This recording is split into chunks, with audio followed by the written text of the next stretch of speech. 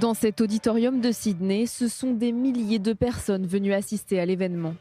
Le président israélien et sa femme sont venus apporter leur soutien à la communauté juive d'Australie, meurtrie après le massacre de 15 personnes qui célébraient la fête de Hanouka le 14 décembre dernier.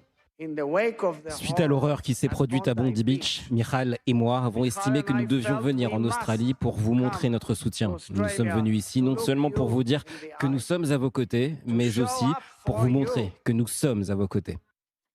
Yitzhak Herzog rappelle que la menace antisémite reste la même aussi bien à Sydney qu'en Israël.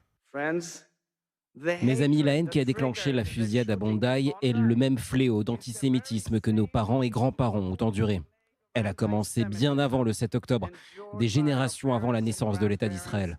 Pourtant, d'une manière ou d'une autre, le massacre du 7 octobre, le plus grand massacre de Juifs depuis la Shoah, a enhardi les antisémites cachés ici en Australie et partout dans le monde. Les horreurs commises en Israël, encouragées par l'extrémisme djihadiste, ont permis à la haine de montrer son visage hideux ici. Lors de son arrivée, le président israélien a rencontré des survivants de l'attentat.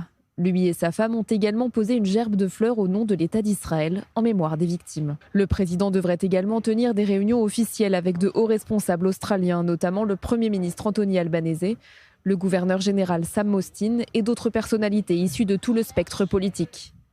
En marge de cette visite, des milliers de manifestants pro-palestiniens se sont rassemblés sur une place du quartier général des affaires de Sydney pour protester contre la venue d'Yitzhak Herzog dans le pays dans une atmosphère particulièrement tendue. De violents affrontements ont eu lieu entre manifestants et forces de l'ordre. Ils ont scandé des slogans pro-palestiniens et réclament l'arrestation du président israélien pour incitation présumée au génocide.